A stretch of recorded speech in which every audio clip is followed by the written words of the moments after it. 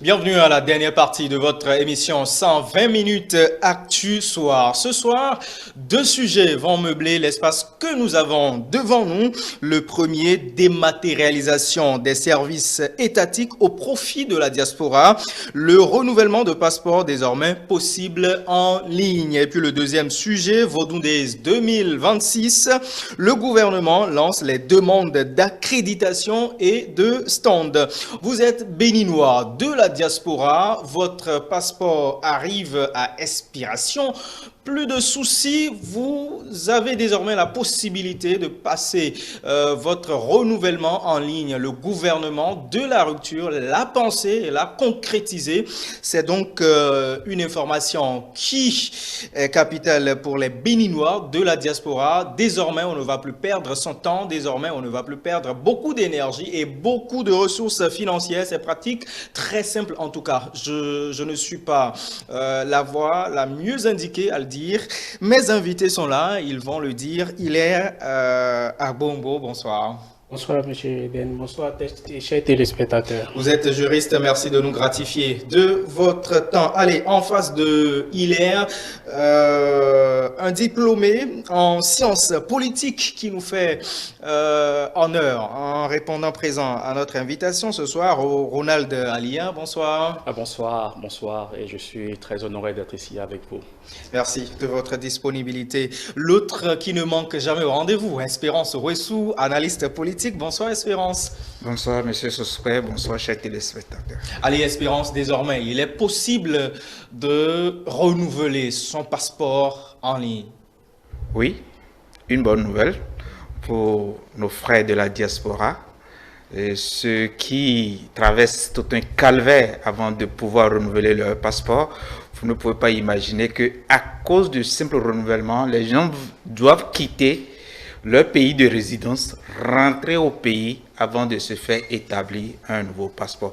D'autres vont faire d'autres milliers de kilomètres, quitter un autre État pour autre État avant de se faire renouveler leur passeport. Donc, il y a beaucoup de péripéties que ceux-là rencontrent en voulant simplement renouveler une pièce administrative capitale.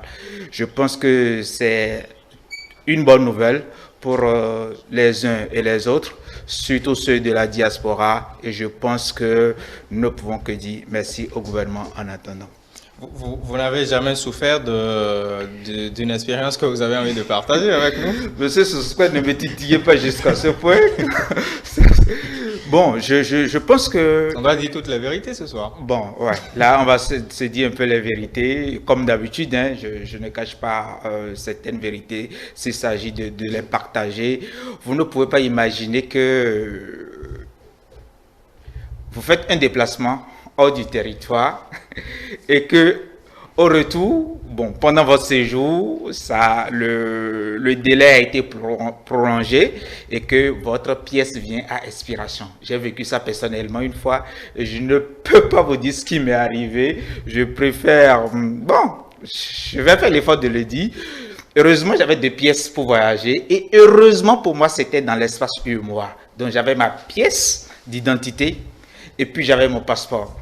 Et il s'est fait que, au retour de mon voyage, mon passeport était déjà expiré.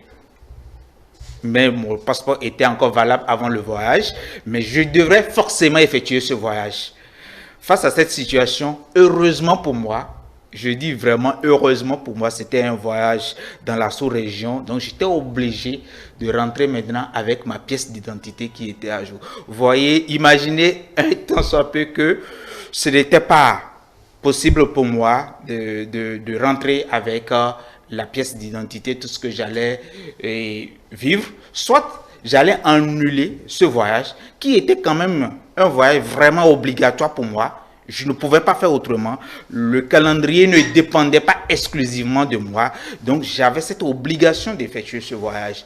Donc, vous voyez, c'est des choses que des gens vivent. Beaucoup de Béninois, hein, n'en parlons même plus de ceux de la diaspora, vous voulez voyager, votre pièce, quand vous faites les calculs, la durée que ça doit faire, les tracasseries pour aller renouveler, vous êtes obligé d'annuler ce voyage, tout simplement parce que vous avez du mal à renouveler de façon facile, spontanée votre passeport. Allez, Ronald, c'est désormais possible de rester chez soi et d'avoir son passeport. Alors, ce que je dirais par rapport à ce sujet, je pense que c'est un game changer. Personnellement, j'ai vécu les tracasseries du renouvellement de passeport. J'ai eu à changer mon passeport 2 fois. Et je vous rappelle que, je tiens à préciser que la première fois, d'abord, j'ai eu à le faire aux États-Unis.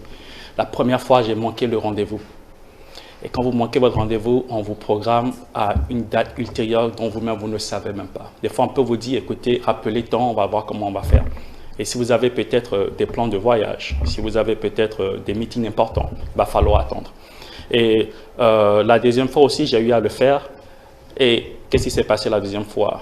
La première fois, j'ai raté mon vol. Mais la deuxième fois, j'ai pu attraper mon vol, mais je ne vous parle pas des tracasseries qui se font une fois là-bas. Et je me souviens bien, dans l'enceinte où cela se faisait, il y a des coups de fil de personnes vivant dans le pays, mais dans d'autres États, qui exprimaient une certaine frustration. Mais comment est-ce qu'on va faire ça? Mais quand est-ce que je peux arriver? Et est-ce que vous m'avez programmé pour 11 heures? Est-ce que je peux arriver un peu plus tard? Je viens de rater mon vol, je veux prendre le prochain vol. Donc je pense que cette nouvelle est une excellente nouvelle et cela va résoudre beaucoup de problèmes. Quand bien même, c'est sûr que comme c'est tout nouveau, il y aura sûrement des problèmes d'ajustement par rapport à comment est-ce que soumettre les passeports en ligne. Il y en a aussi d'un certain âge qui ne sont pas très habitués à l'informatique.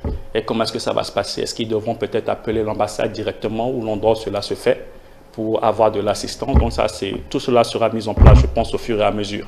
C'est ce que je peux dire pour l'instant. Merci. Allez, Hilaire, désormais, les Béninois de la diaspora, leur calvaire est conjugué au passé en ce qui concerne, le renouvellement de son passeport. Oui, justement, comme l'a dit M. Espérance et M. Donald tout à l'heure, franchement, Ronald, autant pour moi tout à l'heure, franchement, c'est une très bonne nouvelle pour nos compatriotes de la diaspora. Et diaspora qui s'entend par les Béninois qui vivent dans d'autres pays à l'étranger. Nous savons tous que jusque-là, c'était une galère. Il fallait faire de longs trajets, beaucoup dépenser, et il fallait perdre du temps, et même ça peut piétiner même sur d'autres obligations et tout. Donc je pense que c'est une très bonne initiative et c'est salutaire. C'est salutaire, même si, comme l'a dit tout à l'heure mon cher ami en face, c'est le début. Et on peut déjà le remarquer, des gens qui se plaignent déjà de ne pas pouvoir accéder à ça. On espère que cela ne soit pas... Non, personne ne s'est encore plaint, c'est juste des hypothèses que Ronald était en train de... Non, si, je l'ai vu sur la page du gouvernement tout à l'heure. Si. Et on espère que cela ne soit pas un espoir ténu. Il ne faudrait pas que d'autres puissent avoir accès à cela facilement et que d'autres non. On espère vivement que cela va bien se passer. Moi, je pense que s'agissant du passeport, qui est d'abord un symbole fort, parce que le passeport, c'est cela qui nous rattache officiellement à notre nation. Voyez-vous, c'est cela qui nous rapproche officiellement de notre nation. Et le fait d'avoir dématérialisé cela, je pense d'abord que c'est un message de l'État qui passe un message aux Béninois de la diaspora qu'ils comptent pour nous. Nous ne les avons pas oubliés. Donc on espère vivement que tout ira bien et qu'ils vont tellement en profiter. Puisque moi, je n'ai pas vécu ça personnellement, mais j'ai eu à assister, je vais dire. J'ai été sollicité à plusieurs reprises, j'ai été mandaté pour retirer des passeports renouvelés ici, envoyer et expédier ça aux gens à travers le monde, en France, un peu partout. Quelquefois, je l'ai fait, je sais ce que ça peut coûter, je sais ce que ça donne comme stress, je sais ce que ça provoque chez eux, surtout en cas d'urgence. Allez, Ronald, c'est une bonne nouvelle, mais est-ce que vous pensez que tout de suite, tout le monde est prêt à passer à cette bonne nouvelle et à vraiment en jouir? Est-ce que les vieilles habitudes ne vont pas persister? Alors, je vais dire oui et non. Pourquoi d'abord? Vous savez, quand j'étais sur le point de renouveler mon passeport, j'en ai parlé à certains de mes amis et bizarrement, ils n'étaient pas béninois. Il y en avait qui étaient rwandais, il y en avait qui étaient ivoiriens. Ils étaient surpris, ils disent « mais tu dois te déplacer combien tu dois aller dans un autre état pour renouveler ça, vous ne faites pas ça en ligne? J'ai dit non, on ne sait pas encore arriver en ligne. Ah, j'ai dit, ils ne savaient pas. Donc, eux, ils avaient déjà ce système en ligne. Et donc, du coup, là, je me suis dit, mais si c'était en ligne, ce serait encore beaucoup plus intéressant. Ça, c'est clair. Maintenant, une fois que c'est en ligne, je pense qu'au niveau des logistiques, de la technicité, de la page, est-ce que la page ne sera pas saturée? Est-ce qu'ils ont des services en place pour pouvoir aider ceux qui n'arrivent pas à le faire? Et je suis sûr qu'il y en a beaucoup des personnes de troisième âge qui ont sûrement envie de renouveler leur passeport et qui auront besoin d'assistance. Quand bien même là-bas, j'aide beaucoup de personnes à remplir certaines formalités en ligne. Je le fais tout le temps. Il y en a qui me passent des coups de fil et me demandent est-ce que tu as un petit temps, j'aimerais que tu m'aides. Mais des personnes d'un certain âge qui ne peuvent pas le faire assez seules. Et je pense que là sera peut-être la problématique. Ce que j'aurais suggéré, mais je ne sais pas si c'est faisable aussi, mais c'est peut-être mettre en place un service clientèle pour ceux qui ont besoin d'aide pour réussir ce genre de technique en ligne. Et je pense que ça va un peu bugger au début. Mais on ne fait pas des œufs sans casser des omelettes. C'est un essai. Et je pense que, comme on dit en anglais, try and error. On va essayer et les petits ajustements, on va les ajuster au fur et à mesure jusqu'à ce que ça puisse couler. Allez, Espérance, c'est beaucoup d'argent qu'il fallait dépenser s'il fallait se déplacer. On est par exemple dans le cas des États-Unis qui font plus de 50 États. Même pour se déplacer d'un État à un autre, parfois il faut prendre un vol. Aujourd'hui, on gagne non seulement en temps, mais on fait également de l'économie. Oui, on gagne en temps. On fait de l'économie et je pense que ça devient tout bénéfice pour tout citoyen se retrouvant dans cette situation. Et l'économie que ça fait et même les impacts que ça a sur les citoyens, vous ne pouvez pas imaginer. Est-ce que vous savez que pour nos renouvellements de passeports, il y a des citoyens qui ont envie de faire tout au moins un tour au pays, mais qui sont incapables depuis des décennies? Parce qu'ils n'ont pas cette possibilité de faire ces navettes entre les États là-bas avant de se faire renouveler leur passeport pour dire maintenant qu'ils vont rentrer au pays. Et d'autres sont surpris parce qu'ils n'ont pas tout ce qu'il faut comme pièces sur eux avant de partir. Heureusement aujourd'hui qu'avec le e-service de façon beaucoup plus globale, il n'y a plus pratiquement de pièces administratives qui ne se retrouvent pas en ligne. Et il faut aligner, il faut rimer les deux. Je pense que le gouvernement est dans un schéma que pour moi, qui est en train d'atteindre le sommet, c'est-à-dire pratiquement la fin, en termes de services en ligne, de dématérialisation. Parce que avant, pour prendre l'acte de naissance, qui va te permettre de faire ne serait-ce que ta simple carte, il faut te déplacer pour aller dans ta mairie de naissance. Imaginez pour celui qui n'est pas au pays. Et parfois, on vous dit, on n'a pas retrouvé, il faut chercher, on a cherché sur des mois, on ne trouve pas, ainsi de suite. On n'a pas trouvé la chose, on n'a pas trouvé tel volet, on n'a pas trouvé ci, on n'a pas trouvé ça. Mais aujourd'hui, il n'y a plus question de ça. Donc ça permet aujourd'hui, quand vous suivez très bien la chronologie de cette mise en service, c'est des étapes qui sont en train d'être franchies, étape par étape, et que nous aujourd'hui, moi je pense que nous sommes presque à la fin, et ces dépenses, ces impacts, ces conséquences que les gens subissaient véritablement ne vont plus exister. En termes des bugs et autres qu'on va assister au début, je pense que ça ne va pas durer. Parce que le e-service aujourd'hui est à un niveau qui n'est plus à démontrer. Parce que même jusqu'au paiement des factures, tout et tout aujourd'hui, avoir une pièce telle, c'est beaucoup plus peut-être un entrepreneur qui peut vous parler du e-service et vous allez mieux comprendre. Aujourd'hui, en tout cas moi, de ma position, quand je rentre dans ma position d'entrepreneur, je sais combien de fois c'est bénéfique pour moi, parce qu'il y a plein de choses que tu ne peux plus le temps, que tu gagnes suffisamment en temps, quel que soit là où tu te trouves sur le territoire, tu n'as pas besoin d'être sur le territoire béninois. C'est-à-dire, quel que soit là où tu te trouves, en termes de juridiction, tu n'as pas besoin, parce qu'on dit telle chose, c'est telle juridiction qui doit te donner ça.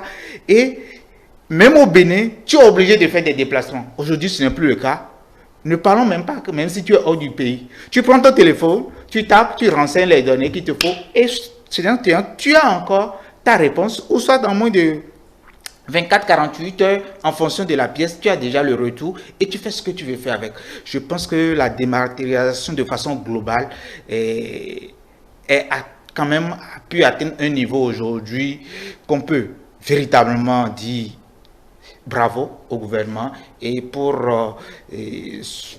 le e-pass, je pense que d'ici quelques jours, même déjà il y a des citoyens qui se retrouvent dans plusieurs États qui en témoignent déjà de l'efficacité parce qu'ils ont déjà pu soumettre tout au moins rapidement leur dossier de renouvellement. Les gens en témoignent déjà aussi.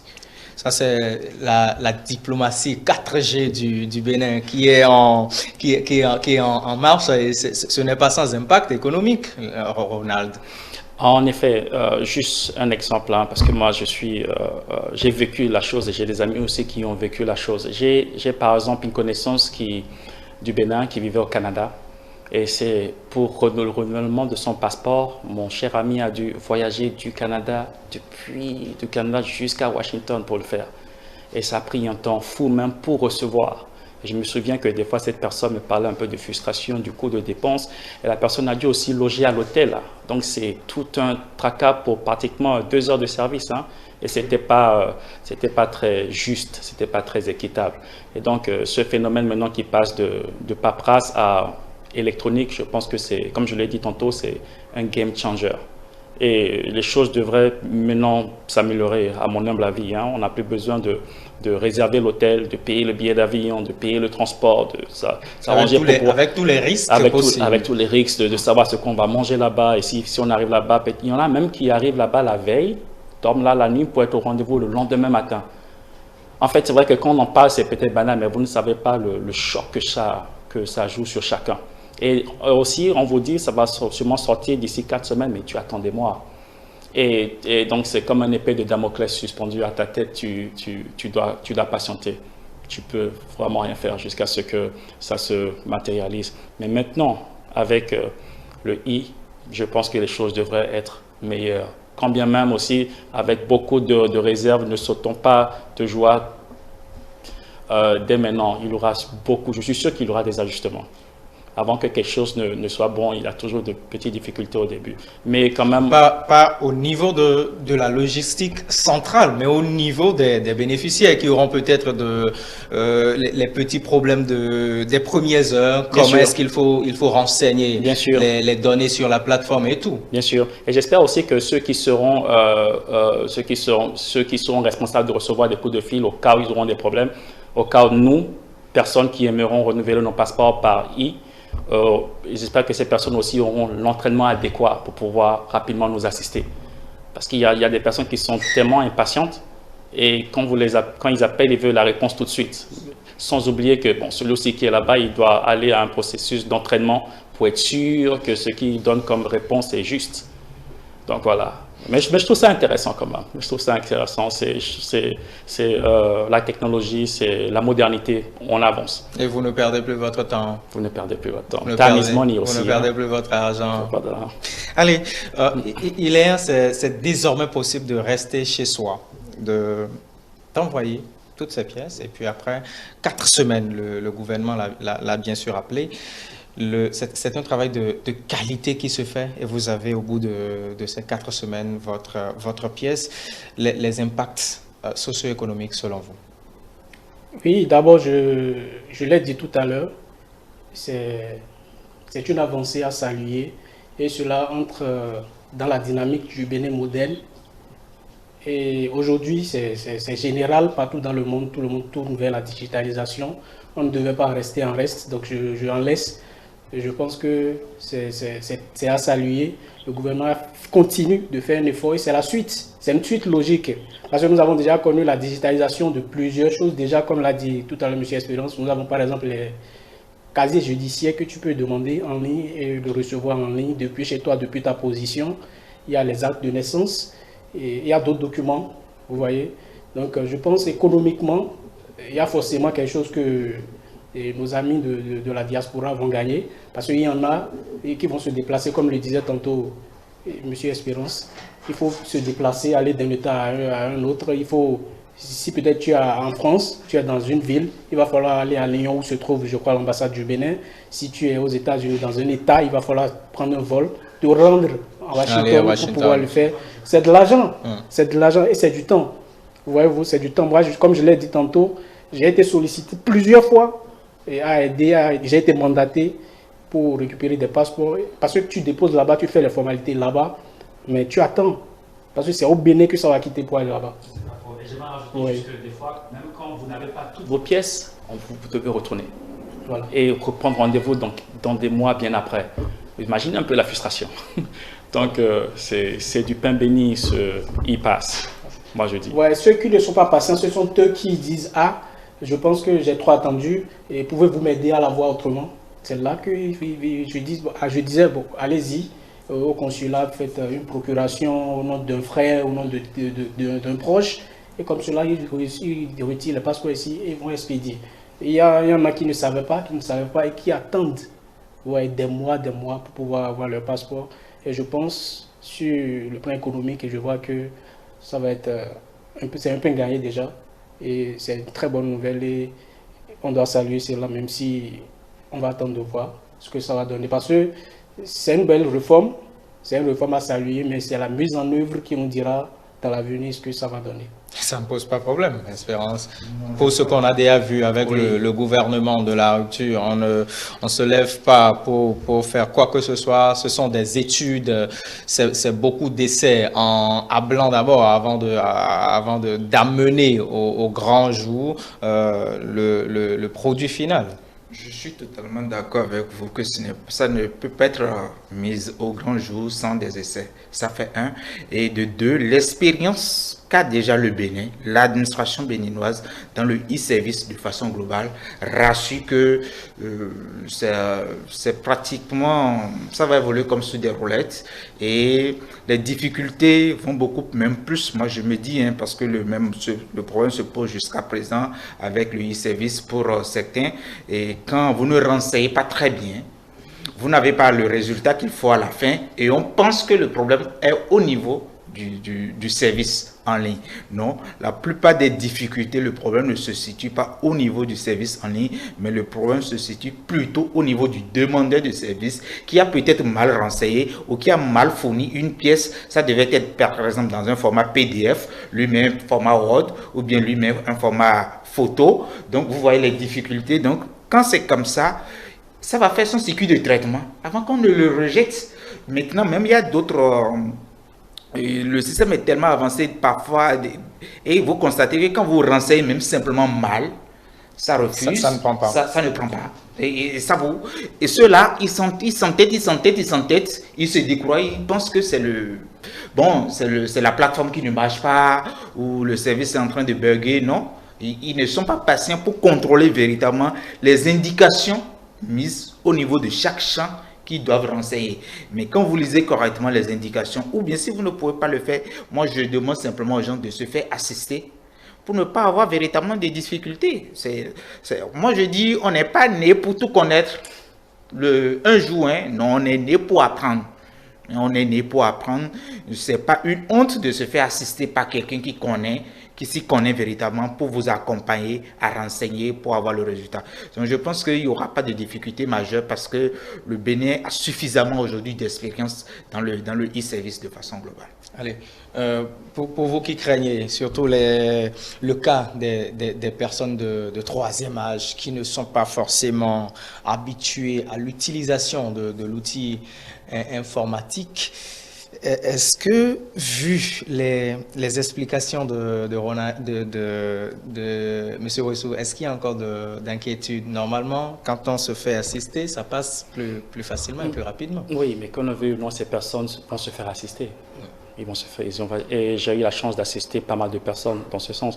Maintenant, c'est juste savoir, est-ce qu'il y aura un dispositif en place? C'est-à-dire que si vous avez besoin d'assistance, peut-être cliquez ici.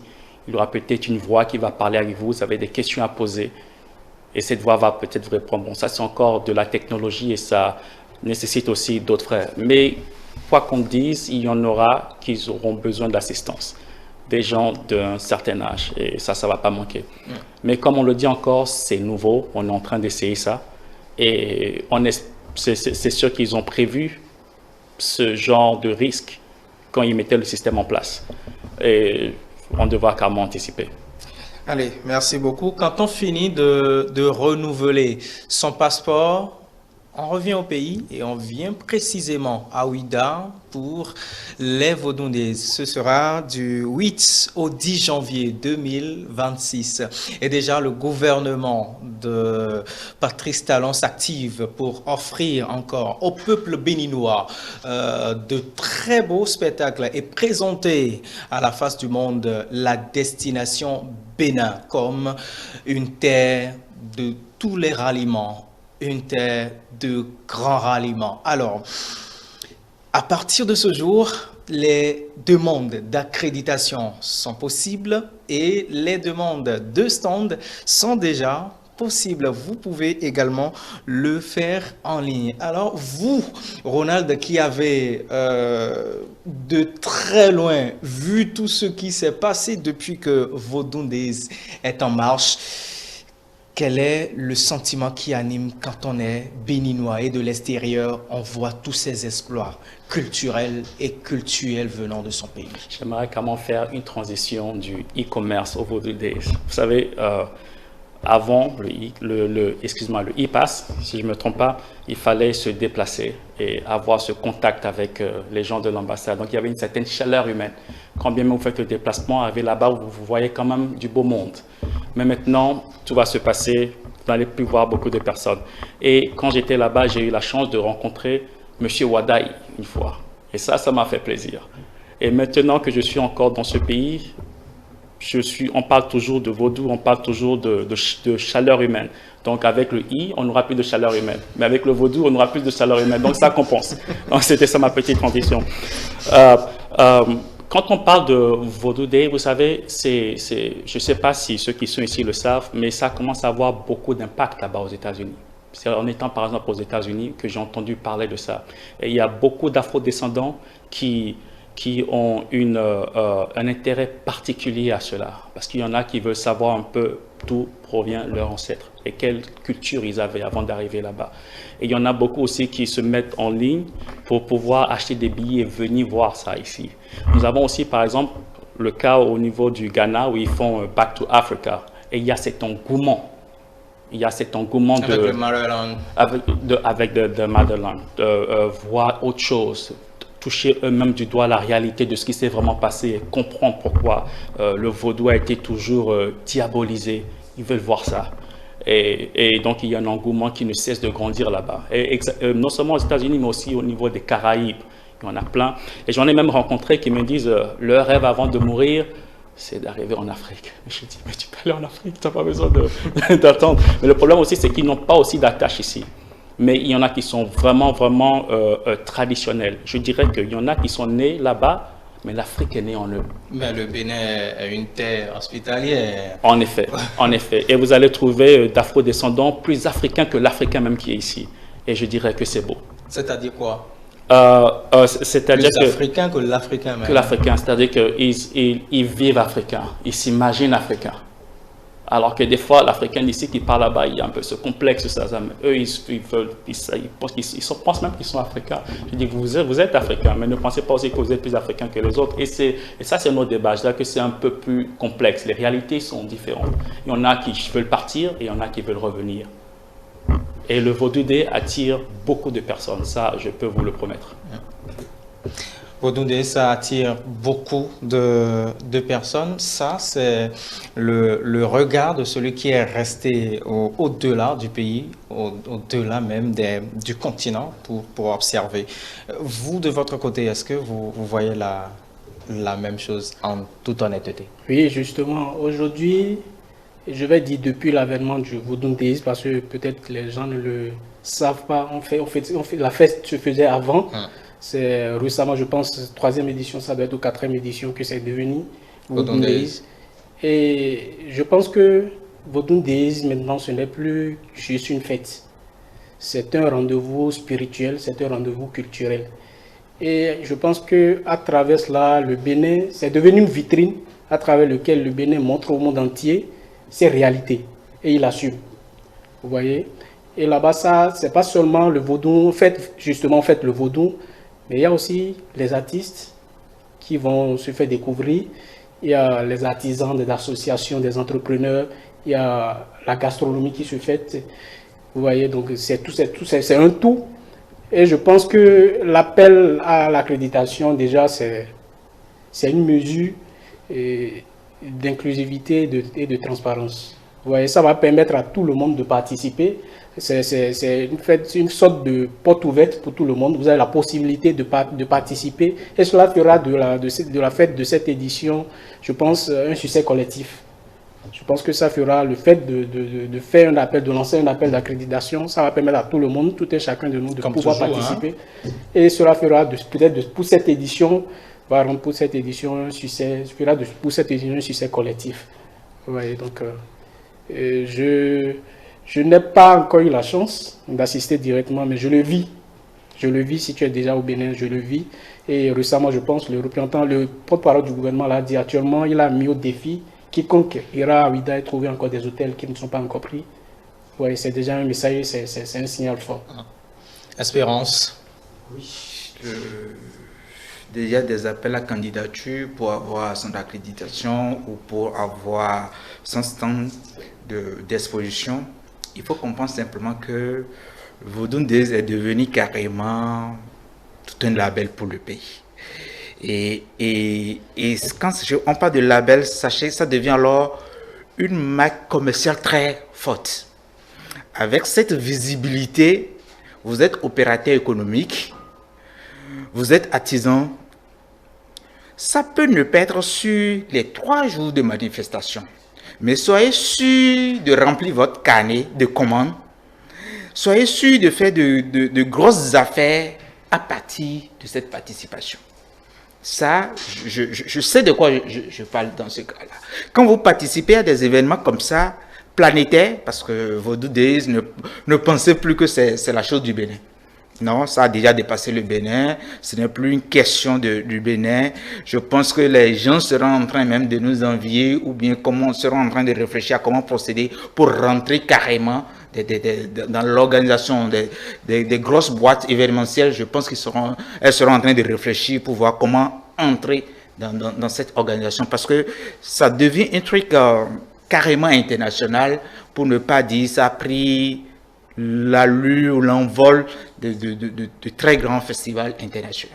Donc, du coup, c'est une vitrine commerciale de très, très grande visibilité. Au-delà de l'aspect culturel. Au-delà de l'aspect culturel, l'aspect culturel, c'est ceux qui sont des sachants qui viennent simplement aujourd'hui pour l'aspect culturel. Quand vous prenez un opérateur économique qui se positionne sur un événement comme ça, vous pensez qu'il est en train de chercher l'aspect culturel? Pas du tout. Le gars s'est positionné pour faire de l'argent. Parce qu'il est conscient du monde que ça draine et la qualité des gens que ça draine. Les types de personnalités, les types d'entreprises. Parce que n'oubliez pas que des gens viennent non seulement en prospection, mais aussi un peu comme des espions, si je peux me permettre de le dire, des espions culturels, des espions culturels. Il y a plein de gens qui viennent. Et ceux-là, quand ils viennent comme ça, ils sont prêts à miser le prix pour acheter ne serait-ce qu'un objet que peut-être nous, ici, on lui donne la valeur, par exemple, 0. Permettez-moi de m'exprimer comme ça. C'est-à-dire un objet culturel ou cultuel qui n'a pas du tout de la valeur pour nous. Un espion spécialisé dans ce secteur vient, il est prêt à mettre n'importe quel prix. Et de la même façon, quand vous laissez ce côté culturel et culturel, les autres entreprises, de n'importe quel type d'entreprise, qui se positionnent sur un événement du genre, ce que ça leur engendre par derrière comme chiffre d'affaires, que ça soit sur la période et surtout après la période. C'est ça qui est beaucoup plus intéressant et je pense que peut-être le gouvernement pêche un peu en ne communiquant pas sur l'après. Parce que c'est ça qui qui va surtout faire taire ceux qui pensent que c'est du gaspillage. Non, mais L'organisation non, permettez-moi de le dire. C'est-à-dire, beaucoup pensent que le gouvernement dépense des milliards pour rien. C'est pour ça que je dis, c'est l'après. Le gouvernement pêche à ne pas communiquer sur l'après, l'organisation. Parce que les entreprises qui participent... Espérance, Oui. on a vu l'année, par exemple, on a vu le porte-parole du gouvernement qui est vraiment revenu sur l'après-event. On a vu le ministre de la Culture, Jean-Michel Abimbola, lui également, qui est revenu sur l'après-event. Ce que je dis, c'est peut-être pour ceux qui savent faire ce qu'on appelle suivi, évaluation, qui vont peut-être mieux comprendre ce que je dis. De quoi est-ce que vous parlez? C'est-à-dire, il faudrait qu'on ait des indicateurs, par exemple, de croissance des entreprises qui se sont positionnées, des artisans qui se sont positionnés, des artistes même qui se sont positionnés sur cet événement. C'est-à-dire, il faudrait qu'on arrive à mettre en place des indicateurs de suivi de leur croissance pour comprendre que l'après, dont je dis, ce n'est pas juste venir donner des explications aux détracteurs voulant justifier l'événement 1 ou 2 mois après.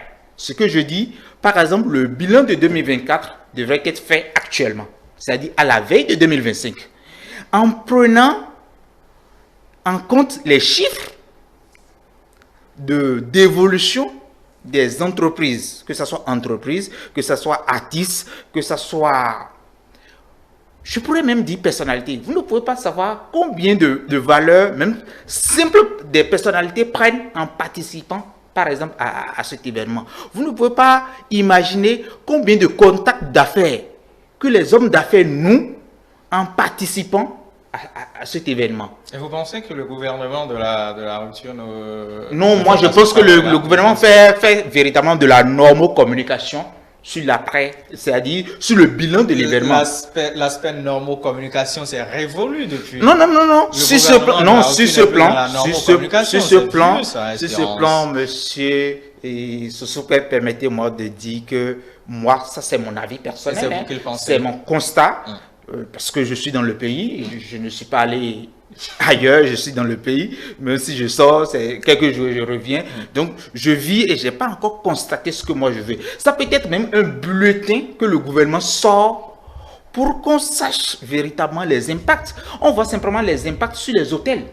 Par exemple, comme il a dit, comme le porte-parole du gouvernement l'a dit à communiquer, l'effet des hôtels, vous pouvez le constater même avant l'événement. Ça, on n'a pas besoin de le justifier après. Mais ça rentre dans tout ce qu'on doit capitaliser dans l'après-événement. Oui, pour ne pas vous couper la parole, je vous entendais dire que c'est la 3e édition, la 4e édition, non? Donc c'est encore un bébé, c'est tout nouveau, n'est-ce pas? Vous ne pensez pas qu'il faut être un peu clément avec eux pour qu'ils puissent prendre le temps de faire toutes ces évaluations? Sauf que c'est un gouvernement qui est toujours dans l'anticipation. Je ne fais pas partie Oui, dans l'anticipation, et je pense que non, ce que je dis, et je pense qu'on doit avoir déjà des indicateurs et le jeu qui justifient l'investissement que l'on fait aujourd'hui. Et je pense que... Et vous aimeriez que cela soit communiqué de manière publique, c'est ça? Oui, que le public soit au courant. oui. Pas pour dévoiler les chiffres de croissance entreprise par entreprise, en les nommant pour quand même attirer les mauvais yeux, comme on le dit, mais quand même de façon même anonyme, on peut comprendre. Si des entreprises souhaitent que ça soit de façon dévoilée, et pourquoi pas, parce que les entreprises aussi sont dans une transparence et ils communiquent quand même leur croissance. Et donc techniquement, après un tel événement, on doit peut-être voir après des entreprises qui pilulent. Si on prend le fait que des personnes viennent du monde entier pour voir, après il y en aura qui aimeraient rester, construire des choses parce qu'ils ont aimé ce qu'ils ont vu, n'est-ce pas? Exactement. Okay. Et posez-vous la question pourquoi le gouvernement est allé maintenant cette fois-ci carrément à un appel à candidature. Si le gouvernement ne le fait pas, ça serait saturé parce que la demande est trop forte. Et dans un schéma de transparence, le gouvernement est obligé de procéder à des appels à candidature. Attention, Espérance, pour les grandes manifestations que depuis que le gouvernement de la rupture est là, pour ces grandes manifestations, il faut forcément avoir de l'accréditation pour participer pour un certain nombre de catégories de personnes et pour avoir accès à certains espaces sur les lieux. Ça, je le sais. Vous le savez. L'appel à candidature pour avoir les stands. Mais là, ici, on est dans l'anticipation parce qu'on a fait de la capitalisation et vous on me sait rejoignez, c'est parce que l'engouement ne permet pas d'attendre le dernier jour. Donc, ça veut dire que le résultat des années antérieures pousse aujourd'hui le gouvernement à aller véritablement à anticiper d'avance pour raison de transparence, parce que des gens ne pourront pas l'avoir, il faut un certain nombre. Et dans ce cas, ça veut dire que pour instaurer la transparence, pour que les gens ne jettent pas le tort au gouvernement après pour dire c'est pas raison de copinage, c'est des systèmes partisans, ils ont distribué les stands par parti, à leurs proches, à leurs copains, à leurs copines, que cette transparence, parce que c'est un gouvernement surtout que janvier, c'est une période surtout qu'on traverse, ce n'est même pas janvier, surtout qu'on traverse une période très sensible pour le pays. Ronald. Oui, je vous écoute. je pensais que vous aviez de réactions parce que je vous ai vu bouger. Non, allez-y. Peut-être compléter ce que disait Monsieur Ressou. Je pense que au-delà de tout, les Vaudou-Ndéi sont devenus très intéressantes, surtout pour l'impact économique. Pendant ces jours, nous avons Ouida qui bouge. Nous avons des hôtels qui sont pleins à claquer. Nous avons des jeunes, des artisans qui vendent, des jeunes qui se font découvrir. Donc je pense surtout qu'il y a un défi en jeu que le gouvernement peut-être n'ignore pas, qui est de tout faire pour garder l'authenticité de cette fête-là. Je ne voudrais pas que Vaudou-Ndéi devienne simple, je vais dire, un simple événement qui va permettre d'attirer juste les touristes. Je voudrais que cette fête-là garde notre identité, notre culture surtout. Il faut que ça reste surtout authentique. Même au-delà de tout, il faudrait que ça reste surtout authentique. Et le comité que dirige professeur Marion Kakou est en train de travailler à cela. Et on espère. On espère. Sinon, ça ne serait pas ce que je dis, ça ne serait pas tout de suite. Vous voyez, il y a l'économie qui est en jeu. Et l'économie peut nous faire des choses qui nous échappent surtout, quelquefois. Ronald. Non, en effet. Il faut garder l'originalité de la chose. J'ai bien aimé l'aspect l'originalité de la chose. Est-ce que vous savez que quand on prend Haïti, par exemple, le vaudou est présent là-bas et ça a quitté d'ici. Quand on prend un pays comme le Brésil, le vaudou est parti d'ici pour aller vers le Brésil. Et même quand on prend même la révolution haïtienne, je pense qu'ils ont eu leur indépendance en 1804. Mais si vous étudiez même la révolution haïtienne, il y a eu une cérémonie vaudou qui s'est faite dans les bois sacrés. Et le prêtre qui a mené cette religion s'appelle Bookman. Donc c'est pour te dire, ou c'est pour vous dire l'aspect authentique de la chose, l'aspect vrai de la chose. J'aimerais qu'on ne perde pas ça de vue, que c'est vrai que le profit, on a tous besoin d'argent. Mais il faudrait d'abord que les gens sachent en esprit, qu'ils savent c'est quoi le vaudou au fait. C'est vrai qu'on s'amuse, on rencontre des personnes, et on se fait des sous et tout, mais ça a une signification. Ça veut dire quelque chose pour nous. Et je pense qu'il ne faudrait pas que ce côté soit banalisé et qu'on se retrouve au niveau juste avec la part du gain. Ça sera un peu triste. Et je pense que si ça compte, et si c'est un truc comme ça qui devait se passer, à la longue, ça va perdre son originalité. Et ça va devenir juste des affaires. Ok, c'est vrai qu'on parle du vaudou, mais avec là-bas, on se fait plein de sous et ça et ça. Non, moi, je pense que ça va perdre un peu son originalité. Ça c'est un truc que j'aimerais juste préciser. Parce qu'il y en a beaucoup qui quittent, surtout les afro-descendants, qui viennent juste pour cette authenticité. Ce n'est pas forcément l'aspect économique, non. Ils veulent voir, ils veulent connaître, ils veulent comprendre, ils ont des questions à poser. Ils veulent ressentir. Et je pense qu'il faut respecter cela. Mais je ne pense la sacralité de la chose. C'est pourquoi je dis qu'il y en a qui sont plus africains que d'autres. Peut-être ceux qui sont ici, ils voient l'aspect pécuniaire. Ils voient l'aspect financier de la chose. Ok, on aura un stand, on va pouvoir vendre ici, mais ils sont pas trop dans l'originalité de la chose. Mais par contre, ceux qui viennent, ils veulent comprendre ça. Et des fois, je pense aussi, s'ils sont déçus, c'est pas évident qu'ils veulent répéter cette expérience. S'ils viennent, ils se font arnaquer, les prix, enfin, s'ils voient qu'en fait, ceux qui organisent ce genre de manifestation ne sont qu'après leurs sous, et il n'y a pas ce côté sacralité, si je me trompe, ça sera un peu dommage. Je pense que le vaudou a deux faces que nous n'allons pas oublier. Nous avons la face culturelle et la face culturelle. Donc, il y a les sachants savent quand vous voulez comprendre le vaudou, quand vous voulez vivre le vaudou, les sachants savent comment faire et où ça se passe. Je vais vous dire, je vais vous inviter, si vous voulez vraiment vivre le vaudou, pas forcément être adepte, mais d'être initié à un couvent pour comprendre le vaudou. Vous ne pouvez pas être à la touche, vous ne pouvez pas être touriste pour connaître le vaudou. Vous allez voir le vaudou, vous allez voir les manifestations du vaudou, mais vous n'allez pas comprendre le vaudou. Le vaudou, l'autre côté, l'autre face, qui est notre chasse gardée aujourd'hui, le côté vraiment culturel de la chose, ça c'est notre propriété, c'est notre originalité, qu'on n'est pas prêt à céder à quelqu'un, même quand vous êtes béninois et que vous n'êtes pas initié, vous n'avez pas accès à ça. Vous pouvez être initié à tel couvent, même dans un couvent, je vais vous révéler peut-être quelque chose qui pourra vous étonner. Même dans un couvent, vous êtes initié, mais ça a des classes. Okay. Si vous n'êtes pas dans une classe donnée et que vous êtes dans la classe inférieure, quand il doit y avoir des événements de la classe supérieure à votre classe, vous n'êtes pas convié. Vous ne pouvez pas maîtriser ce qui se passe là-bas. Jusqu'au jour où vous accédez à cette nouvelle classe, à cette classe supérieure, avant de comprendre ce qui se passe là-bas. Donc le vaudou, ce qu'on fait pendant ce jour, il y a des rituels, et quand vous voulez vivre ça, c'est-à-dire vous êtes adepte ou vous êtes initié, parce que vous pouvez être initié sans être adepte, avant de vivre certaines parties du vaudou. Et certaines cérémonies qu'on fait au cours des Vaudou Days. Et je vous souffre que ce n'est pas toutes les cérémonies qui se passent simplement du 8 au 10. Il y a beaucoup de choses qui se font avant et après. Ça, c'est la chasse gardée des gardiens que nous avons au niveau du vaudou.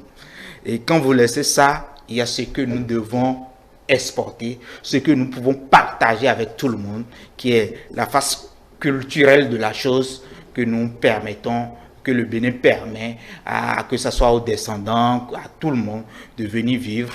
Et c'est en vivant cette partie visuelle de la chose qu'on est excité à aller comprendre maintenant le vrai vaudou, si je peux me le permettre de le dire. On dirait peut-être le vaudou dans sa profondeur. C'est plus original, c'est plus élégant. Là, j'étais obligé de rentrer un peu dans la technicité de la chose.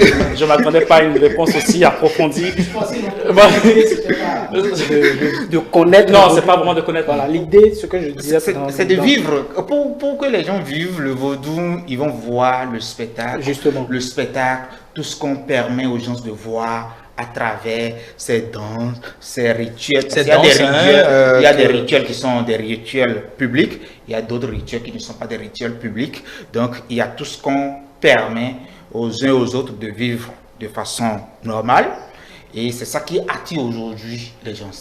Et c'est dans cette curiosité, après pas curiosité, que les gens cherchent à connaître le vaudou dans sa profondeur. En effet.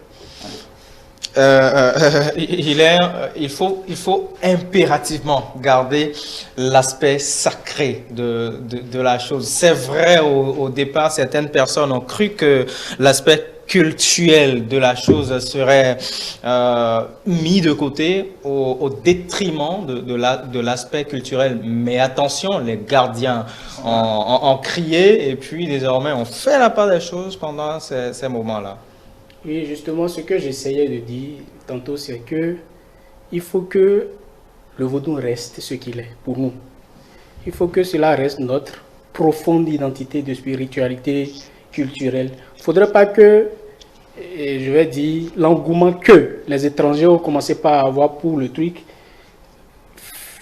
perturbe voyez-vous, il faut qu'ils restent dans le droit chemin, très concentrés, que ce soit tout de suite ou après. Il ne faudrait pas qu'on dévie, que chacun reste, chaque chose reste à sa place pour que les choses demeurent, pour que les choses soient éternelles, je pense, parce qu'il faut que, c'est une belle initiative, il faut que cela dure sur le temps pour permettre à nos enfants de vivre de cela aussi et de pouvoir se vanter de ça comme la plupart des Béninois le font actuellement à l'étranger. De toute façon, je pense que les universitaires d'Odji Amouzoumi et Marion Kako veillent vraiment pour que, on espère, pour que ça soit, ça ne soit pas dénaturé.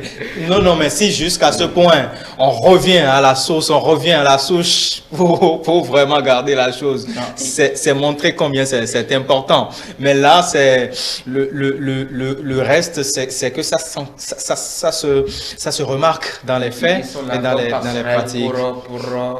Pour cadrer, pour permettre au visible, à ce qui est pour le public, d'être pour le public, et à ce qui est pour les couvents qui est sacralisé, de rester sacralisé. Je pense que c'est simplement ça. Merci beaucoup. Allez, Ronald, vous promettez venir à cette édition de Vodou Days Il faut dire que j'ai jamais eu la chance d'assister à cela. Et pour cette année encore, c'est raté. Mais je vous promets, l'année prochaine, je serai là. Encore que, juste pour revenir sur ce que nous disons, le fait que très brièvement, s'il vous plaît, parce que nous n'avons plus... Le fait que je sois à l'extérieur et que j'ai pas mal de contacts avec des afro-descendants, je pense que leur perception de la chose est un peu différente de ce que nous avons ici. Et pour eux, c'est une quête d'identité. C'est surtout ça, une quête d'identité. Qui nous sommes, qu'est-ce qu'on nous fait, quelle religion nos parents ont adopté, d'où nous venons. Ce sont des choses, ce sont des réponses et ils continuent de chercher. Et je pense que quand c'est vrai qu'il y a ce côté couvent, ce côté sacré qu'on ne peut pas montrer, mais je pense que quand même quand ils viennent ici, qu'on puisse leur donner certaines réponses. Je ne suis pas sûr qu'ils soient prêts à écouter ou à avoir toutes les réponses. Ça, c'est encore spirituel. Mais quand même qu'ils viennent, même s'ils dépensent aussi, qu'ils sachent qu'ils en ont mis pour leur argent. Vous voyez? Voilà. Merci Ronald, merci Hilaire, merci Espérance, merci à vous trois. Merci à toutes les équipes techniques qui nous ont aidés pendant ces heures que nous avons passées en votre compagnie. 120 minutes Actu Soir, ce numéro va se refermer, mais nos programmes vont s'enchaîner. Bonsoir. Merci.